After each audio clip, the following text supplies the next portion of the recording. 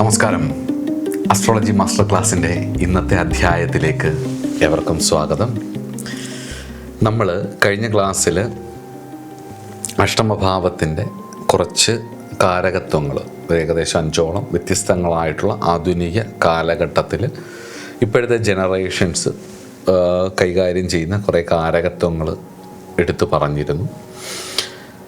എന്നാൽ വീണ്ടും നമ്മൾ പാരമ്പര്യമായ രീതിയിൽ അഷ്ടമഭാവത്തിൻ്റെ ഏറ്റവും നിഗൂഢവും അഗാധവുമായിട്ടുള്ള വിഷയങ്ങളെക്കുറിച്ച് ചിന്തിക്കാം.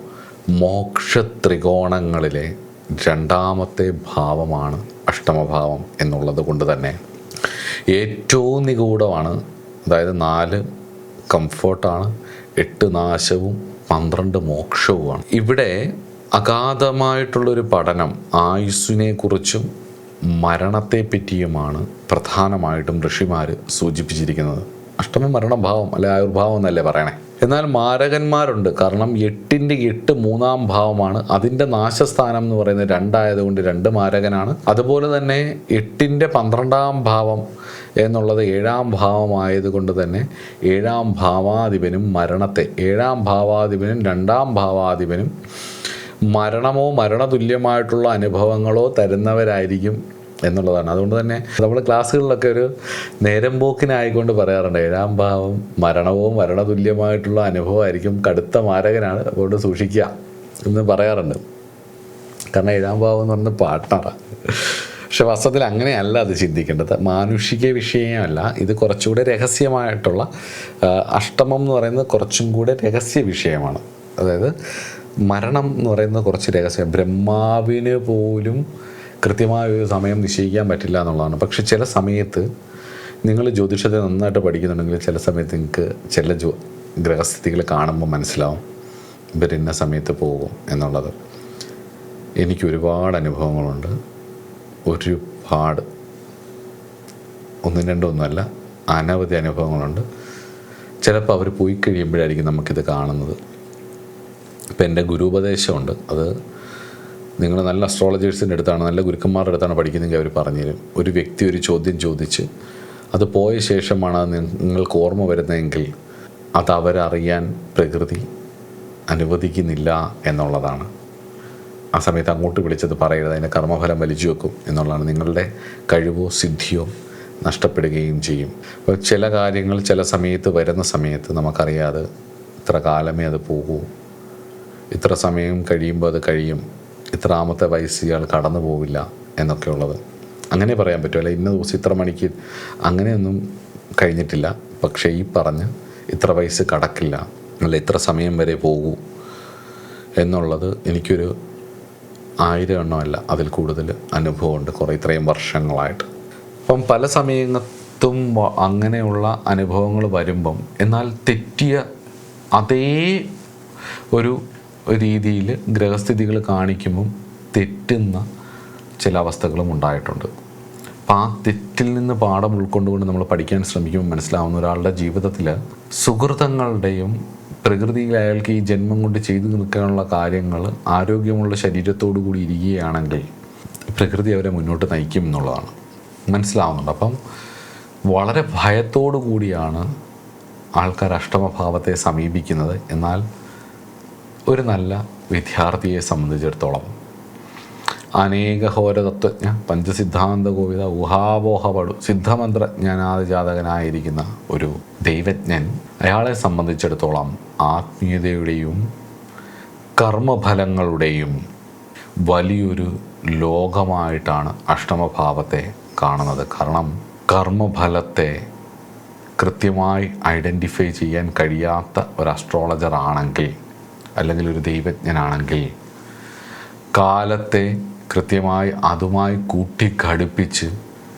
മനസ്സിലാക്കാൻ കഴിയാത്ത ഒരാളാണെങ്കിൽ, കാലതാളവും ആ വ്യക്തിയുടെ താളവും തമ്മിൽ എവിടെയൊക്കെ ചേരുന്നില്ല, എവിടെയൊക്കെയോ ചേരുന്നു എന്ന് മനസ്സിലാക്കാൻ കഴിയത്തില്ലെങ്കിൽ ഫലപ്രവചനം തെറ്റും. ഫലപ്രവചനമല്ല, എല്ലാം തെറ്റും. അപ്പം ഫലപ്രവചനം എന്നുള്ളത് വാസ്തവത്തിൽ ഒരു വലിയ സിദ്ധി ഒന്നുമല്ല. ഉദാഹരണത്തിന് പ്രകൃതിയോട് വളരെ ചേർന്ന് നിൽക്കുന്ന നമ്മൾ DDT ഇട്ട് കൊല്ലുന്ന ഉറുമ്പടക്കമുള്ള ജീവികൾ ഒരു നാച്ചുറൽ കലാമിറ്റി വരുമ്പം അവിടെ നിന്നും രക്ഷപ്പെടുന്നു. അവർക്ക് എവിടെ നിന്നോ ഒരു സിഗ്നൽ കിട്ടുന്നു. പ്രകൃതിയുടെ മാറ്റം അവർക്കറിയാൻ കഴിയുന്നു. കാരണം അത്രയും അവെയറാണ്, അത്രയും ഒബ്സർവേഷനാണ് അവർക്കുള്ളത്. ഹ്യൂമൻ ബീയിങ്ങും ഡൊമസ്റ്റിക്കേറ്റഡ് ആയിട്ടുള്ള ആനിമൽസും ആ പ്രകൃതിക്ഷോഭത്തിൽ അസ്തമിക്കുന്നു. അപ്പം എങ്ങനെയത് മനസ്സിലാകും? പ്രകൃതിയോട് ഇണങ്ങുക എന്നുള്ള സാധന ചെയ്യുന്ന ഒരാൾ, ആത്മീയതയുടെ ഒരു തലത്തിലേക്ക് പോകുന്ന ഒരാൾ, അല്ലെങ്കിൽ ആത്മീയത ഈ ദൈവജ്ഞനായിരിക്കുന്ന, അതായത് മന്ത്രസിദ്ധനായിരിക്കുന്ന, അനേകഹോര തത്വജ്ഞനായിരിക്കുന്ന, ഗണിതക്രിയകൾ അറിയാവുന്ന, കാൽക്കുലേഷൻസിനെ കുറിച്ച് അറിയാവുന്ന, ഊഹാപോഹപടുവായിരിക്കുന്ന, ഒബ്സർവേഷൻ സ്കില്ലും അവയർനെസ്സും നന്നായിട്ടുള്ള, സിദ്ധമന്ത്രജ്ഞനായിരിക്കുന്ന, ഗുരുവിൽ നിന്നും മന്ത്രം സ്വീകരിച്ച് അതിൻ്റെ പദ്ധതികളിലോടുകൂടി പുരശ്ചരണാദി വിഷയങ്ങളിലൂടെ കടന്നുപോയി ആ പദ്ധതിയിൽ തൻ്റെ മനസ്സും ശരീരവും ഉയർന്ന തലത്തിലേക്ക് എത്തിച്ച ഒരു വ്യക്തിക്ക് ഇതറിയാൻ പറ്റും. കാരണം അയാൾ പ്രകൃതിയോടെ ഇണങ്ങി നിൽക്കുകയാണ് ചെയ്യുന്നത്. നമ്മുടെ ഇന്നത്തെ ബ്രെയിൻ സയൻറ്റിസ്റ്റുകളുടെ ഭാഷയെ പറഞ്ഞു കഴിഞ്ഞാൽ നമ്മുടെ മമേലിയൻ റെപ്റ്റീലിയൻ ബ്രെയിൻ പോർഷൻസൊക്കെ വർക്ക് ചെയ്യുകയും നമ്മുടെ ഒബ്സർവേഷൻ സ്കില്ലും പ്രകൃതിയിൽ നടക്കുന്ന കാര്യങ്ങൾ തിരിച്ചറിയാൻ കഴിയുകയും ചെയ്യും എന്നുള്ളതാണ്. അഷ്ടമഭാവത്തിൻ്റെ നൈസർഗിക കാരകൻ എന്ന് പറയുന്നത് അതിനിഗൂഢനായിരിക്കുന്ന, ഡിലേ ആയിരിക്കുന്ന, തണുത്തുറഞ്ഞിരിക്കുന്ന ശനിയാണ്. അവയെക്കുറിച്ച് ഓരോന്നോരോന്നായിട്ട് നോക്കാം. അഷ്ടമഭാവം എന്ന് പറയുന്നത് ദ ഗേറ്റ് ഓഫ് ട്രാൻസ്ഫോർമേഷനാണ്. കഴിഞ്ഞ ക്ലാസ്സിൽ ഞാനത് ചെറുതായിട്ടൊന്ന് പറഞ്ഞിരുന്നു. കേവലം ഒരു മരണത്തെ മാത്രമല്ല, മറിച്ച് അതായത് ഒരു രൂപാന്തരത്തിൻ്റെ കവാടം അല്ലെ വാതിൽ എന്ന് വേണേൽ പറയും. ഈ വീഡിയോ അതുകൊണ്ട് നിങ്ങൾക്കൊരു രൂപാന്തരത്തിൻ്റെ ട്രാൻസ്ഫോർമേഷന് വേണ്ടിയിട്ടുള്ളൊരു കിളിവാതിലായിട്ട് കണ്ടാൽ മതി. അതായത് മരണം എന്ന് പറയുന്നത് മരിച്ചാൽ അതങ്ങ് തീർന്നു. പക്ഷേ മറിച്ച് അവസാനങ്ങളെയും പല വിഷയങ്ങളുടെ എൻഡിങ്സും അതിനുശേഷമുള്ള റീബർത്തും പുനർജന്മത്തെയും അല്ലെങ്കിൽ പുനർജനിയെക്കുറിച്ചുള്ള സൂചനകൾ 8th ഹൗസാണ്. ചില കാര്യങ്ങൾ അഷ്ടമഭാവം വന്ന് ശനിയുമായിട്ട് ബന്ധപ്പെട്ട് കഴിഞ്ഞാൽ ഉറങ്ങാൻ പറ്റാത്ത അവസ്ഥ ഉണ്ടാകും. ഇപ്പോൾ ഒരു മരണത്തിൻ്റെ ഒരു മിനിയേച്ചർ ഫോം, ഒരു ജന്മത്തിൻ്റെ ഒരു മിനിയേച്ചർ ഫോം എന്ന് പറഞ്ഞു കഴിഞ്ഞാൽ ഒരു ദിവസം പോലെയാണ്. നമ്മൾ ഉണരുന്നു, ഒരു ജന്മം പോലെ. ആ ബോധം നമ്മളിലേക്ക് വരുമ്പോൾ നമ്മൾ ഉണരും. നമ്മൾ ബോധം പോയി എവിടാന്ന് പോലും അറിയാത്ത രീതിയിൽ അസ്തമിച്ച് പോകുമ്പോൾ ഒരു മരണം പോലെ. പക്ഷേ അസ്വസ്ഥതയുള്ളവർക്ക് ആ രാത്രിയിൽ അത് അറിയാൻ, ഉറക്കം പോലും വരില്ല, ഒന്നിലും ഒരു ശ്രദ്ധ ഉണ്ടാവില്ല, അവയർനെസ് ഉണ്ടാവില്ല. അതെന്താ കാര്യം എന്ന് ചോദിച്ചാൽ പെട്ടച്ചുകൊണ്ടിരിക്കും.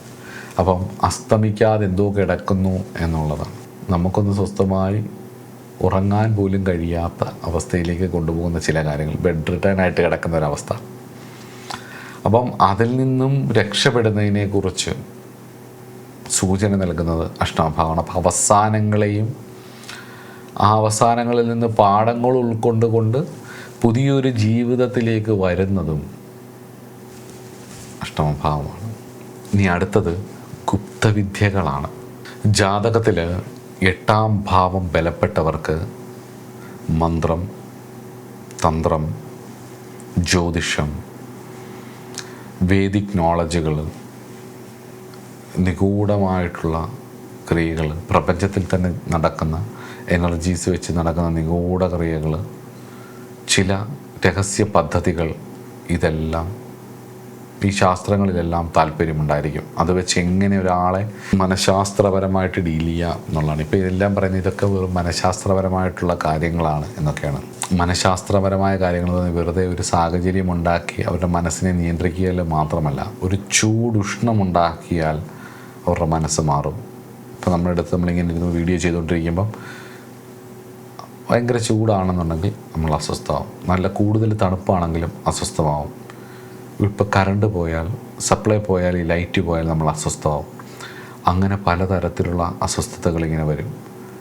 അതുപോലെ തന്നെ ചില കാര്യങ്ങൾ ക്രിയേറ്റ് ചെയ്ത് നമുക്കവിടെ ഒരു അസ്വസ്ഥത ഉണ്ടാക്കാൻ പറ്റും. അത് ടോക്സിസിറ്റി ആണത്. അതുപോലെ തന്നെ ചില കാര്യങ്ങൾ ചെയ്തുകൊണ്ട് എനർജി ബേസ്, അവിടെ ഒരു സറൗണ്ടിങ്സിൽ ഒരു പോസിറ്റീവ് വൈബ് ക്രിയേറ്റ് ചെയ്യാൻ പറ്റും. അതൊക്കെ പറ്റുന്ന കാര്യം തന്നെയാണ്. നിങ്ങളത് പഠിച്ചോളുക, പഠിക്കാൻ ശ്രമിച്ചോളുക. നിങ്ങളതിന് പക്വതയുണ്ടെന്നുണ്ടെങ്കിൽ അതിന് ആൾക്കാരും ഇല്ലെങ്കിൽ പ്രപഞ്ചവും അത് കാണിച്ചു തരും. ആൾ തന്നെ വേണമെന്നില്ല, ചില കാര്യങ്ങൾ പ്രകൃതി തന്നെ കാണിച്ചു തരും എന്ത് ചെയ്യണം എന്നുള്ളത്.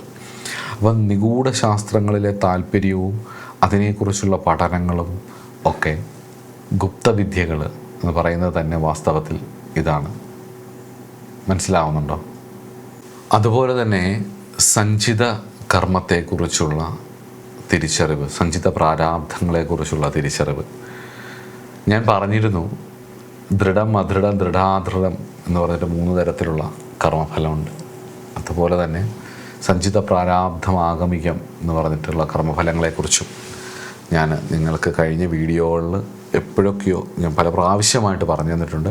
അത് പഠിച്ചില്ലെങ്കിൽ അവിടെ പോയി നോക്കി പഠിച്ചോളുക. സഞ്ചിതം എന്ന് പറയുന്ന ഒരു ഫിക്സഡ് ഡിപ്പോസിറ്റ് പോലെയാണ്. നാം കഴിഞ്ഞ ജന്മങ്ങളിൽ ചെയ്തു കൂട്ടിയ കർമ്മങ്ങളുടെ ഒരു വലിയ ശേഖരണമാണ് സഞ്ചിതം എന്ന് പറയുന്നത്. അതിൽ നിന്നും ഒരു ഇൻട്രസ്റ്റ് എടുത്തിട്ടാണ് വാസ്തവത്തിൽ ഈ ജന്മത്തിൻ്റെ ലഗ്നം നമുക്ക് തരുന്നത്. ഈ ലഗ്നവും അത് വെച്ചുള്ള കാര്യങ്ങളും അവിടെ നിന്നും 4ലേക്ക് പോയി, ലഗ്നത്തിൽ നിന്ന് 4ലേക്ക് പോയി അത് അനുഭവിച്ച് ഈ ജന്മത്തിൻ്റെ കാര്യങ്ങളെല്ലാം ചെയ്ത് മുന്നോട്ട് ശ്രദ്ധയോടുകൂടി പോകുമ്പം അഷ്ടമത്തിലെ കാര്യങ്ങൾ ചെയ്യണം. ഈ ലഗ്നത്തിലൂടെ നമ്മൾ മുന്നോട്ട് ജീവിക്കുമ്പോൾ 4 കൊണ്ട് വരുന്ന ആഗമികങ്ങൾ, ഈ ജന്മത്തിലെ ജീവിതം, മുന്നോട്ടുള്ള കാര്യങ്ങൾ, ഇതെല്ലാം 4th ഹൗസാണ്. നമ്മൾ മേടിക്കാൻ വന്ന വണ്ടി, വീട്, അങ്ങോട്ട് പോകുന്ന ഈ ജന്മത്തിൽ നമ്മൾ തിരഞ്ഞെടുത്ത അമ്മ, അമ്മയുടെ കുടുംബം, സുഹൃത്തുക്കൾ, ഇതെല്ലാം 4th ഹൗസാണ്, കംഫർട്ട് പ്ലേസ്. അപ്പോൾ അവിടെ നിന്നും നമ്മൾ ശ്രദ്ധയോടുകൂടി മുന്നോട്ട് പോകുമ്പം പ്രാരാബ്ധം കുറേശ്ശെ കുറഞ്ഞു തുടങ്ങുകയും അഷ്ടമഭാവത്തിൽ ഒളിഞ്ഞു കിടക്കുന്ന കാര്യങ്ങൾ വരികയും ചെയ്യും. അതിനനുസരിച്ച് നമ്മൾ മുന്നോട്ട് പോകുമ്പം നമ്മളിലേക്ക് വരുന്ന കാര്യങ്ങളാണ് 2 തരത്തിൽ. ആഗമികങ്ങളെന്ന് പറയും. അതിലെ കുറച്ച് സുഹൃതങ്ങളാണ് നമ്മൾ ചെയ്യുന്നതെങ്കിൽ അതിലെ സുഹൃതങ്ങൾ നമ്മുടെ അഷ്ടമത്തെ ക്ലിയറാക്കും, ക്ലെൻസ് ചെയ്ത് തുടങ്ങും. നമ്മുടെ ലഗ്നത്തെ, പ്രാരാബ്ധത്തെ ക്ലെൻസ് ചെയ്ത് തുടങ്ങും. നമ്മുടെ 4നെയും ക്ലെൻസ് ചെയ്ത് തുടങ്ങും.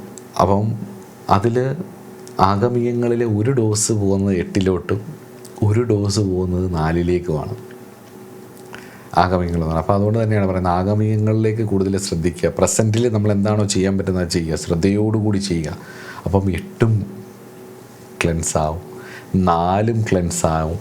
അതിനുശേഷം 12നെ പൂർണ്ണമായിട്ട് നമുക്ക് തിരിച്ചറിയാനും പറ്റും എന്നുള്ളതാണ്. അത്ര എളുപ്പമല്ല ഇത് മനസ്സിലാക്കാൻ. തൽക്കാലം ഞാനങ്ങ് പറഞ്ഞു വിടുന്നു എന്നുള്ളതേ ഉള്ളൂ.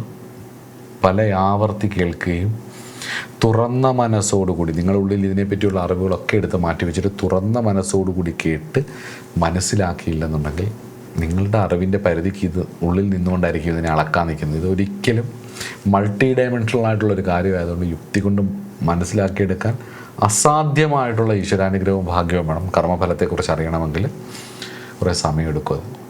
അതുകൊണ്ട് തന്നെ അപ്രതീക്ഷിതമായിട്ടുള്ള ജീവിതത്തിൽ സംഭവിക്കുന്ന ദുരന്തങ്ങളും ദുഷ്കൃതങ്ങൾ കൊണ്ടുണ്ടാവുന്ന ദുരന്തങ്ങളും സുഹൃതങ്ങൾ കൊണ്ടുണ്ടാവുന്ന ഭാഗ്യങ്ങളുമെല്ലാം അഷ്ടമഭാവത്തിലാണ്. അപ്പം സഞ്ചിതത്തിൽ കിടക്കുന്ന സുഹൃതങ്ങളും ദുഷ്കൃതങ്ങളും 2ഉം 8 കൊണ്ടാണ്. അത് മാറ്റാൻ പറ്റത്തില്ല, അത് വരിക തന്നെ ചെയ്യും കേട്ടോ. സഞ്ചിതം പ്രാരാബ്ധവും അനുഭവിക്കണം. അതിനെ എങ്ങനെ റെഡ്യൂസ് ചെയ്യാം, ഇത് അനുഭവിക്കുമോ, അപ്പോൾ എങ്ങനെ ചെയ്യണം എന്ന് ചോദിച്ചു കഴിഞ്ഞാൽ അത് ഈ ജന്മത്തിൻ്റെ തപസ്സാണ്. ശ്രദ്ധയോടുകൂടിയുള്ള ജീവിതമാണ് തപസ് എന്ന് പറയുന്നത്. അല്ല കാട്ടിപ്പോയി തലയും കുത്തിയിരിക്കുന്നത് മാത്രമല്ല, നമ്മൾ ഈ ജന്മം ചെയ്യുന്ന ഓരോ കാര്യങ്ങളും ഈ സഞ്ചിത പ്രാരാബ്ധങ്ങളെ ക്ഷയിപ്പിക്കാൻ വേണ്ടിയിട്ടുള്ളതായിരിക്കും. Every action is a thought made manifestation എന്നാണ്. ചിന്തകളുടെ ബാഹ്യാവിഷ്കാരമാണ് ജീവിതം. നിങ്ങളിൽ ഉള്ളിലുണ്ടാവുന്ന ഓരോ ചിന്തയ്ക്കും അനുസരിച്ചാണ് നിങ്ങളുടെ ആക്ഷൻസ് നടക്കുന്നത്. അതിനനുസരിച്ചുള്ള സാഹചര്യത്തിലേക്കാണ് നിങ്ങൾ പോകുന്നത്. അപ്പോൾ ആ ചിന്തയ്ക്കൊരു റീസണുണ്ട്. ആ റീസണാണ് കർമ്മഫലം. അത് പോസിറ്റീവായിട്ടുള്ളതുമുണ്ട്, നെഗറ്റീവായിട്ടുള്ളതുമുണ്ട്. പോസിറ്റീവായിട്ടുള്ള കാര്യങ്ങൾ അധികം ശ്രദ്ധിക്കത്തില്ല. അത് കിട്ടിയാൽ ആ സുഹൃത്തുക്കളെ നല്ല രീതിയിൽ ഉപയോഗിക്കാനും പറ്റണം. ദുഷ്കൃതങ്ങളെ ആ രീതിയിൽ വിട്ടുകളയാനും വേണം, ഇല്ലെങ്കിൽ പെട്ടുപോകും. പല ആവർത്തി ഇത് നിരീക്ഷിച്ച് പഠിച്ച് മുന്നോട്ട് പോയാലേ അത് മനസ്സിലാവുകയും ചെയ്യത്തുള്ളൂ. അപ്പം ജീവിതത്തിലെ വിജയങ്ങളുമുണ്ട്. അപ്രതീക്ഷിതമായി കിട്ടുന്നത്, ലോട്ടറി ഒക്കെ അടിക്കുന്നത്. എന്നോട് ഞാൻ കുറച്ച് ദിവസം മുമ്പ് ആരാണ്ട് ചോദിച്ചായിരുന്നു, ഭാഗ്യമുണ്ടെന്ന് പറഞ്ഞപ്പോൾ എന്നോട് ചോദിച്ചു ലോട്ടറി അടിക്കുമെന്ന്. അപ്പം ഞാൻ ചിരിച്ചുകൊണ്ട് പറയുകയും ചെയ്തതാണ് അവരോട്, നിങ്ങൾക്ക് ഭാഗ്യമുള്ളതുകൊണ്ടാണ് ഈ ചോദ്യം ചോദിച്ചത്, തമാശയ്ക്ക്. വിപ്രാളപ്പെട്ടിരിക്കുന്ന ഒരാൾ അങ്ങനെ ആയിരിക്കത്തില്ല ചോദിക്കുന്നത്, സാർ ലോട്ടറി എങ്ങനെ മേടിച്ചാൽ എനിക്ക് ജീവിതം രക്ഷപ്പെട്ടത്തുള്ളൂ, അല്ല എനിക്ക് വേറെ വഴിയില്ല എന്നുള്ള. അപ്പോൾ അത് വ്യത്യാസമാണ്. അപ്പം ഭാഗ്യങ്ങളും ജീവിതത്തിൽ സംഭവിക്കുന്ന ദുരന്തങ്ങളും അഷ്ടമഭാവം കൊണ്ടാണ്. അപ്പോൾ ഞാനത് എന്താ പറഞ്ഞാൽ, ബർത്തും ഒരു വിഷയത്തിൻ്റെ എൻഡിങ് ആൻഡ് റീബർത്ത് രണ്ടും 8th ഹൗസാണ്. ഇനിയും നൈസർഗികമായിട്ടുള്ള അഷ്ടമഭാവത്തിൻ്റെ കാരകനായ ശനിയെക്കുറിച്ചൊന്ന് മനസ്സിലാക്കാം. കാലപുരുഷൻ്റെ 8ാം ഭാവമായിട്ടുള്ള വൃശ്ചിക രാശിയുടെ അധിപൻ ചൊവ്വയാണെങ്കിലും ആയുസ്സിൻ്റെയും മരണത്തിൻ്റെയും നൈസർഗിക കാരകനായിട്ട് പറയുന്നത് ശനിയെയാണ്. ഇതിന് ചില പ്രത്യേക കാരണങ്ങളുണ്ട്, അത് ശ്രദ്ധയോടെ കേട്ടിരിക്കുക എന്നുള്ളതാണ്. ശനി ആയുർകാരകനാണ്, ആയുസ്സിൻ്റെ കാരകനാണ്. 8ാം ഭാവത്തിലെ ശനി നിൽക്കുന്നത് തന്നെ ദീർഘായുസ് നൽകും എന്നാണ് പറയുന്നത്. അതായത് കാരകോ ഭാവനാശക, അതായത് കാരകഗ്രഹം ഭാവത്തിൽ നിന്നാൽ അതിന് ജീവവിഷയത്തിന് ഹാനി ഉണ്ടാക്കും. എന്നാൽ വിപരീതോ ശനിസ്മൃത, ശനിക്ക് വിപരീത ഫലമാണ് എന്നുണ്ട്. അപ്പം ശനിക്ക് കാലത്തിൻ്റെ ഗ്രഹമായതുകൊണ്ട് ശനി വിപരീത സ്വഭാവത്തിലാണ് അത് പെരുമാറുന്നത്. അതുകൊണ്ട് തന്നെ അഷ്ടമത്തിൽ കാരകഗ്രഹം നിന്നാൽ പൊതുവെ ആയുസ് കുറയുകയാണ്, ജീവവിഷയം കുറയുകയാണ് ചെയ്യേണ്ടത്. എന്നാൽ ശനിക്ക് വിപരീതമാണ്. ശനിയുടെ നക്ഷത്രത്തിലോ ശനിയുടെ രാശിയിലോ അഷ്ടമഭാവത്തിൽ നിന്നാൽ, അല്ലെ അഷ്ടമാധിപൻ സ്വന്തം നക്ഷത്രത്തിലോ സ്വന്തം രാശിയിലോ നിന്നാൽ ആയുസ് കൂടും എന്നുള്ളത് തന്നെയാണ്. അതുപോലെ തന്നെ ശനി ശിക്ഷാധികാരിയാണ് എന്നുള്ളതാണ്, ജഡ്ജാണ്, മനസ്സിലായ, ചിത്രഗുപ്തനാണ്, യമധർമ്മദേവനാണ്. നാം അനുഭവിക്കുന്ന കർമ്മഫലങ്ങളെ, പ്രാരാബ്ധ കർമ്മങ്ങളെ കൃത്യമായി ക്രമപ്പെടുത്തി കൃത്യമായി നടപ്പാക്കിയെടുക്കാനുള്ള സാഹചര്യങ്ങൾ ശനി ഒരുക്കി തരും എന്നുള്ളതാണ്. ഗോചരത്തിലാണെങ്കിൽ പോലും അഷ്ടമത്തിലൂടെ ശനി സഞ്ചരിക്കുന്ന കാലഘട്ടത്തിൽ പറയാറുണ്ട് തൊടുന്നതെല്ലാം കുറ്റമാണെന്ന്. വാസ്തവത്തിൽ അങ്ങനെയല്ല. ഒരു വ്യക്തിയുടെ ജീവിതത്തിൻ്റെ കഠിനമായിട്ടുള്ള വഴിയിലൂടെ സഞ്ചരിക്കുമ്പോൾ ജീവിതത്തിൻ്റെ യാഥാർത്ഥ്യങ്ങളെ തിരിച്ചറിയുകയും അയാൾ ആ യാഥാർത്ഥ്യ വഴികളിലൂടെ സഞ്ചരിക്കാൻ നിർബന്ധിതനാവുകയും ചെയ്യും എന്നുള്ളതാണ്. എൻ്റെ ഒരിക്കലും ഗുരുനാഥൻ പറഞ്ഞ പോലെ ആർക്ക് വേണോളൂ മോക്ഷമൊക്കെ, മോക്ഷം മഹത്തായ കാര്യമാണെന്ന് എല്ലാ ഗുരുക്കന്മാരും ഒരുപോലെ പറഞ്ഞിട്ട് ആർക്ക് വേണം മോക്ഷം? ഈ മോക്ഷത്തെക്കുറിച്ച് പറയുന്ന, മോക്ഷം വലിയ സംഭവമാണെന്ന് പറയുന്ന ആചാര്യന്മാരുടെ അടുത്ത് വരുന്ന കോടിക്കണക്കിന് ആൾക്കാരിൽ ആര് ചിന്തിക്കുന്നു മോക്ഷത്തെക്കുറിച്ച്? വളരെ വിരളമായിട്ടുള്ള ആൾക്കാർ മാത്രമേ ആത്മാർത്ഥമായിട്ട് ശ്രമിക്കുന്നുള്ളൂ. ബാക്കിയുള്ളവരൊക്കെ പറയും അൾട്ടിമേറ്റ് അതാണെന്ന്. പക്ഷേ അവരവരുടെ പ്രാരാബ്ധത്തിലും വാസനകളിലും മുങ്ങി വീണ്ടും ഒന്നിനു പുറകെ ആയിട്ട് പോവുകയും ചെയ്യുന്നുള്ള. പക്ഷെ അതൊന്നും കുഴപ്പമൊന്നുമില്ല, അതൊന്നും ഒരു തെറ്റൊന്നുമല്ല. അതൊരു തെറ്റാണ് ചിന്തിക്കുമ്പോഴാണ് കുഴപ്പം. അങ്ങനെയൊന്നുമില്ല. അത് എത്ര ജന്മങ്ങൾ എടുത്താലും ഇതിങ്ങനെ മുന്നോട്ട് പോകും. ഈ ജന്മം തന്നെ തീരണം, അല്ലെങ്കിൽ ഈ ജന്മം തന്നെ മുക്തി വേണം എന്ന ആഗ്രഹമില്ലാത്ത ഒരാളെ സംബന്ധിച്ചിടത്തോളം ഒരു വിഷയമല്ല. നിങ്ങൾ ശ്രദ്ധയോടുകൂടി മുന്നോട്ട് പോവുക എന്നേ ഉള്ളൂ. അപ്പം അങ്ങനെ മുന്നോട്ട് പോകുമ്പം ശനി എന്ന് പറയുന്നത് ഒരു തടസ്സം ഉണ്ടാക്കും, ഒരു ഡിലേ ഉണ്ടാക്കും, യാഥാർത്ഥ്യങ്ങളെ തിരിച്ചറിയിച്ചു തരും എന്നുള്ളതാണ്. അങ്ങനെ യാഥാർത്ഥ്യങ്ങളെ തിരിച്ചറിയുന്ന മനുഷ്യൻ അവൻ്റെ അഹങ്കാരങ്ങളിൽ നിന്നും, അവൻ്റെ ഓവർ കോൺഫിഡൻസുകളിൽ നിന്നും, അവൻ്റെ ഈഗോസെൻട്രിക് സ്റ്റേറ്റിൽ നിന്നും മുക്തനാക്കി അവനെ യഥാർത്ഥ ജ്ഞാനത്തിലേക്ക് നയിച്ച് യോഗാവസ്ഥയിലേക്ക്, യോഗിയുടെ തലത്തിലേക്ക് ചലിപ്പിക്കുന്ന ദണ്ഡകാരകനാണ് ശനി എന്നുള്ളതാണ്.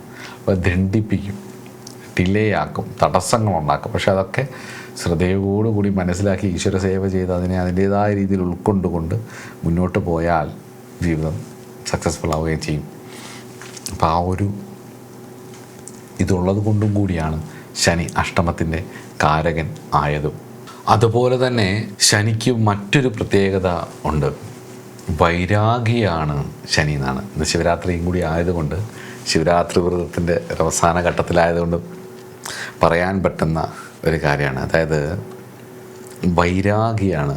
ശനിയുടെ സ്വാധീനം, അഷ്ടമഭാവത്തിൻ്റെ ഒരു സ്വാധീനം, അത് ഉണ്ടാക്കുന്ന തിരിച്ചറിവ് എന്ന് പറയുന്നത് ശനി 8ാം ഭാവത്തെ സ്വാധീനിക്കുമ്പം, അല്ലെ 8ാം ഭാവത്തിൻ്റെ ഒരു വിഷയം ഒരാളുടെ ജീവിതത്തിൽ വരുമ്പം നിരന്തരമായി ആസ്വദിച്ചു കൊണ്ടിരിക്കുന്ന ഭൗതിക ജീവിതം രൂപം മാറ്റി സ്ഥലം മാറ്റി നമ്മളിങ്ങനെ നിരന്തരമായി ആസ്വദിച്ചുകൊണ്ടിരിക്കുന്ന വിഷയങ്ങളിൽ നിന്നും ഒരു വിരക്തി വരും. വിരക്തി എന്ന് പറഞ്ഞു കഴിഞ്ഞാൽ മടുപ്പല്ല, ഒരു ഡിറ്റാച്ച്മെൻറ്റ് വരും. സ്നേഹമുണ്ട് എന്നാൽ മമതയില്ല, അറ്റാച്ച്ഡ് ആണ് എന്നാൽ ഡിറ്റാച്ച്ഡുമാണ്, ഒരു ഡിറ്റാച്ച്മെൻറ്റ് ഉണ്ടാവുകയും ചെയ്യും. അപ്പോൾ അതായത് സ്നേഹം ഉണ്ടാവും, നമ്മൾ തന്നെ പറയും ഞാൻ ഒരുപാട് മാറി, അതൊക്കെ ഞാൻ അനുഭവിച്ചതല്ലേ, അല്ലെങ്കിൽ എനിക്കതൊക്കെ ഇഷ്ടമായിരുന്നു, ഇപ്പോഴും ഇഷ്ടമാണ്. പക്ഷേ എനിക്ക് വലിയൊരു ഇതില്ല, എനിക്കങ്ങനെ പിടിച്ച് വെക്കണം എന്നില്ല, അല്ലെങ്കിൽ എല്ലാം വെട്ടിപ്പിടിക്കണമെന്നില്ല. ഈ ഉള്ളതൊക്കെ ആസ്വദിക്കണം. എന്നാൽ അതേ സമയത്ത് ഞാൻ മനസ്സമാധാനത്തിനാണ് പ്രാധാന്യം കൊടുക്കുന്നത്. ഞാൻ എന്നെ തിരിച്ചറിയാനാണ് പ്രാധാന്യം കൊടുക്കുന്നത്. വാസ്തവത്തിൽ ഇത്രയൊക്കെ നേടിയിട്ടും ഇത്രയൊക്കെ അറിഞ്ഞിട്ടും ഇത്രയൊക്കെ സമ്പാദിച്ചിട്ടും ഈ ദുഃഖങ്ങളിലൂടെ ഉയർന്നും താഴ്ന്നും സന്തോഷത്തിലൂടെ ഉയർന്നും താഴ്ന്നും ഒക്കെ സഞ്ചരിക്കുന്ന ഈ ഞാൻ വാസ്തവത്തിൽ ആരാണ് എന്നുള്ള എൻ്റെ ആയുസ്സും ഏകദേശം തീരാൻ പോകുന്നു. ഈ 10, 65, 70 വർഷമായി ജീവിച്ച് ഈ ഭൂമിയിൽ ജീവിച്ച് ഇതെല്ലാം ചെയ്ത ഈ ഞാൻ വാസ്തവത്തിൽ എന്താണ് ഈ ചെയ്തതൊക്കെ, എങ്ങനെയാണ് ഈ പോയത്, എന്തൊക്കെയാണ് ചെയ്തത്, എൻ്റെ കയ്യിൽ നിന്ന കാര്യങ്ങളുണ്ട്, എൻ്റെ കയ്യിൽ നിൽക്കാത്ത കാര്യങ്ങളുണ്ട്, ഞാൻ ശ്രമിച്ച കാര്യങ്ങളുണ്ട്, ഞാൻ ശ്രമിക്കാത്ത കാര്യങ്ങളുണ്ട്. വാസ്തവത്തിൽ എന്താണ് ഈ നടക്കുന്നത്, എന്താണിതെല്ലാം എന്ന് വരുമ്പോൾ സ്വാഭാവികമായിട്ടൊരു വൈരാഗ്യം, ഡിറ്റാച്ച്മെൻ്റ്, ഒരു അറിയാൻ, വിരോധമല്ല വൈരാഗ്യം, ഒരു ശ്രദ്ധ വരും, ഡിറ്റാച്ച്മെൻറ്റ് വരും എന്നുള്ളതാണ്. അത് ശനി തരും എന്നുള്ളതാണ്. ഒരു കൂൾ, ഉരുകി ഉറച്ച ഐസ് പോലെ കോൾഡാണ്, കോൾഡ് പ്ലാനറ്റാണ് സാറ്റേൺ. അപ്പോൾ സാറ്റേൺ സൂചിപ്പിക്കുന്ന കാർമിക് ഡെപ്റ്റ് എന്ന് പറയുന്നത് ഉറപ്പായിട്ടും ഉരുകി ഉറച്ചതായിരിക്കും, അല്ലെങ്കിൽ നമ്മളെ ഉരുക്കി ഉറപ്പിക്കും. അപ്പം എന്നെ സംബന്ധിച്ചിടത്തോളം അതിവിശാലമായിട്ടുള്ള ഒരുപാട് കാര്യങ്ങളും നിഗൂഢതകളും പറയാനുള്ള ഒരു ഭാവമാണ് 8ാം ഭാവം. കഴിഞ്ഞ 7 ഭാവങ്ങൾ, 1ാം ഭാവം, 2ാം ഭാവം, 3ാം ഭാവം. ഇപ്പോൾ 3ാം ഭാവത്തെക്കുറിച്ച് ദേഹത്തിൻ്റെ സൗഷ്ഠവം, സ്വാസ്ഥ്യത, സ്ഥിതി, ശ്രേയസ് ഒക്കെ പറഞ്ഞു. 2ാം ഭാവം ധനം, വിദ്യാഭ്യാസം, വാക്ഭാവം ഒക്കെ പറഞ്ഞു. 3 കമ്മ്യൂണിക്കേഷൻ പറഞ്ഞു, ധൈര്യവും വീര്യവും ഒക്കെ പറഞ്ഞു. 4 വീട്, വണ്ടി, വാഹനങ്ങളൊക്കെ പറഞ്ഞു. 5 പ്രണയം പറഞ്ഞു, സന്താനങ്ങൾ പറഞ്ഞു, കലയെ പറഞ്ഞു, സർഗാത്മകതയെ പറഞ്ഞു. 6 രോഗം പറഞ്ഞു, കടം പറഞ്ഞു, നിത്യേനയുള്ള ജീവിത സാഹചര്യങ്ങളെക്കുറിച്ച് പറഞ്ഞു, ഡെയിലി ലൈഫിനെക്കുറിച്ച് പറഞ്ഞു, സങ്കടങ്ങളെക്കുറിച്ച് പറഞ്ഞു. 7ാം ഭാവം ലൈംഗികതയെക്കുറിച്ച് പറഞ്ഞു, പാർട്ട്ണറിനെ കുറിച്ച് പറഞ്ഞു, അതിലുണ്ടാകുന്ന നല്ല വശങ്ങൾ പറഞ്ഞു, തിരിച്ചടികളെ പറഞ്ഞു. അഷ്ടമം നമ്മൾ തുടങ്ങി. ജനിച്ചാൽ മരിക്കണം, ജനനം ലഗ്നമാണെങ്കിൽ മരണം അഷ്ടമമാണ്. അപ്പം അതിൻ്റെ കാര്യങ്ങളാണ് നമ്മൾ ചർച്ച ചെയ്തുകൊണ്ടിരിക്കുന്നത്. കുറേ കാര്യങ്ങളുണ്ട് ഇതിനകത്ത് പഠിക്കാനും. ഈ ഭാവം പഠിച്ച് നമ്മുടെ ജീവിതത്തെ സ്വാധീനിക്കുന്ന 4 ഭാവങ്ങളുണ്ട്. 9ാം ഭാവം, 10ാം ഭാവം, 11ാം ഭാവം, 12ാം ഭാവം. ഈ 4 ഭാവങ്ങൾ പ്രസൻറ്റ് ലൈഫുമായിട്ട് ഒരുപാട് ബന്ധപ്പെട്ടതാണ്. ലിവ് ഇൻ പ്രസൻറ്റ് എന്നൊക്കെ നമ്മൾ പറയില്ലേ, ഈ പ്രസൻറ്റുമായിട്ട് നമ്മുടെ ലൈഫിനെ, ഈ കിട്ടിയ കിട്ടലിനെ, സഞ്ചിത പ്രാരാബ്ധങ്ങളെ എങ്ങനെ മാറ്റാം എന്നുള്ളത് ഈ 3-4 ഭാവങ്ങൾ വിചാരിച്ചാൽ നടക്കും. 1 ഭാഗ്യം ഉണ്ടാവാനുള്ള കാര്യങ്ങൾ, സുഹൃതങ്ങൾ, തീർത്ഥയാത്രകൾ, ഗുരു, അച്ഛൻ വഴിയുള്ള അനുഗ്രഹങ്ങൾ, ഇതെല്ലാം പിതൃക്കളുടെ അനുഗ്രഹങ്ങൾ, ഇതെല്ലാം 9th. 10th സ്വകർമ്മമാണ്. ശക്തമായിട്ടുള്ള കർമ്മം നമ്മൾ ചെയ്തു തുടങ്ങണം. നമ്മൾ ശ്രദ്ധയോടുകൂടി നമ്മുടെ കർമ്മത്തെ, നമ്മുടെ ജീവിതത്തിലെ ഓരോ നിമിഷത്തെയും നമ്മൾ കൃത്യമായിട്ട് ശ്രദ്ധിക്കണം. 11 അത് ചെയ്യുമ്പോൾ പ്രകൃതി അനുഗ്രഹിച്ചു തരുന്ന കാര്യങ്ങൾ. 12 നഷ്ടങ്ങളെ, മോക്ഷത്തിലേക്കുള്ള ചിന്ത. എന്തൊക്കെയാണ് നഷ്ടം എന്ന് പറയുന്നത്? മോക്ഷചിന്തയാണ്. ചില വിഷയങ്ങൾ അൾട്ടിമേറ്റ്, ഇതൊക്കെ ഞാൻ അനുഭവിക്കുന്നുണ്ടെങ്കിലും, ഞാൻ ഗൃഹസ്ഥനാണെങ്കിലും ഈ സുഖങ്ങളൊക്കെ ഉണ്ടെങ്കിലും, ഞാൻ ടീച്ചറാണെങ്കിലും സാറാണെങ്കിലും ഇതൊക്കെ പഠിപ്പിക്കുന്നുണ്ടെങ്കിലും, എൻ്റെ അൾട്ടിമേറ്റ് പരമമായ പദപ്രാപ്തിയാണെന്ന് അനവധി നൂറ്റാണ്ടുകളായിട്ട് ഋഷിമാർ അനുഭവിച്ചവർ പറഞ്ഞ അതേ കാര്യം തന്നെയാണ് 12ാം ഭാവം എന്നുള്ളത് കൂടി ചേർത്തുകൊണ്ട് ചിന്തിച്ച് മുന്നോട്ട് പോകാൻ കഴിയുമ്പോൾ ഈ 1 മുതൽ 8 വരെയുള്ള ഭാവങ്ങളുടെ പല ദോഷങ്ങളും ഉരുകിയൊലിക്കും. അഗ്നിയിലേക്ക് വീഴുന്നതെല്ലാം അഗ്നിയായി തീരുന്നത് പോലെ അഗ്നി തുല്യമായ ഒരു ജീവിതം മുന്നോട്ട് കൊണ്ടുപോകുമ്പം അവൻ തപസ്യയായി, തപിക്കുക, ഉഷ്ണിക്കുക എന്ന് തന്നെ അർത്ഥം, അഗ്നിയായി മാറും. അപ്പോൾ 9, 10, 11 ഭാവങ്ങളാണ് ഈ 1 മുതൽ 8 വരെയുള്ള ഭാവങ്ങളിലെ പ്രശ്നങ്ങൾ തീരാൻ നമ്മളെ സഹായിക്കുന്നത്. അത് നമുക്ക് വിശദമായിട്ട് പിന്നീട് ചർച്ച ചെയ്യാം. അപ്പം നമ്മൾ ഇപ്പം അഷ്ടമഭാവം എന്ന് പറയുന്നത് ദ ഗേറ്റ് ഓഫ് ട്രാൻസ്ഫോർമേഷനാന്ന് പറഞ്ഞു. അതുപോലെ തന്നെ അഷ്ടമഭാവം എന്ന് പറയുന്നത് അതിൻ്റെ കാരകനായിരിക്കുന്ന ശനിയെക്കുറിച്ച് നമ്മൾ ചർച്ച ചെയ്തു. ഇനി നമുക്കെന്ന് പറഞ്ഞു കഴിഞ്ഞാൽ അഷ്ടമഭാവത്തിൻ്റെ കാർമിക് ലിങ്ക്, മോക്ഷ ത്രികോണങ്ങളെന്നാണല്ലോ പറഞ്ഞത്, 4, 8, 12. നമുക്ക് അതിനെക്കുറിച്ചൊന്ന് പഠിക്കാം. അതുപോലെ തന്നെ സ്പിരിച്വാലിറ്റിയെക്കുറിച്ചും ആത്മീയതയും അഷ്ടമഭാവവും തമ്മിലുള്ള ബന്ധത്തെക്കുറിച്ചും പറഞ്ഞുകൊണ്ട് നമുക്ക് അഷ്ടമഭാവത്തിലെ വിവിധ ഗ്രഹങ്ങളിൽ നിന്ന് അഷ്ടമഭാവാധിപൻ വിവിധ ഭാഗങ്ങളിൽ പോയാലൊക്കെയുള്ള ഫലത്തെക്കുറിച്ചും സാധാരണ ഫലങ്ങളും സ്പിരിച്വലായിട്ടുള്ള ഫലങ്ങളും കാർമിക് ലിങ്കുകളെക്കുറിച്ചും ഒക്കെ നമുക്ക് വിശദമായിട്ട് ചർച്ച ചെയ്യുകയും ദ്രേക്കാണത്തെക്കുറിച്ചും ഞാൻ ഈ സീരീസിൽ ദ്രേക്കാണത്തെക്കുറിച്ചും ഒന്ന് ചർച്ച ചെയ്യാമെന്ന് വിചാരിച്ചിരിക്കുകയാണ്. ദ്രേക്കാണ സ്വരൂപങ്ങളെയൊക്കെ കുറിച്ചും നമുക്ക് വിശദമായിട്ട് അതിനെക്കുറിച്ചൊക്കെ പഠിച്ചു പോകാം. നിങ്ങളുടെയൊക്കെ പ്രാർത്ഥനയും പ്രോത്സാഹനവും നിങ്ങളുടെ പഠനവും ഒക്കെയാണ് നമ്മളെ മുന്നോട്ട് നയിക്കാൻ പറ്റുന്നത്. അപ്പം നന്നായിട്ട് പഠിക്കുക, നന്നായിട്ട് പ്രാർത്ഥിക്കുക, ഞാൻ പറയുന്നതൊക്കെ കേൾക്കാൻ പറ്റുന്ന പോലെ പരമാവധി കേട്ട് ഇതൊക്കെ പഠിച്ച് മുന്നോട്ട് പോകാൻ ശ്രമിക്കുക. അപ്പം അടുത്ത ക്ലാസ്സിൽ കാണാം. എല്ലാവരെയും മഹാദേവൻ അനുഗ്രഹിക്കട്ടെ എന്ന് പ്രാർത്ഥിച്ചുകൊണ്ട് നിർത്തുന്നു. നമസ്കാരം.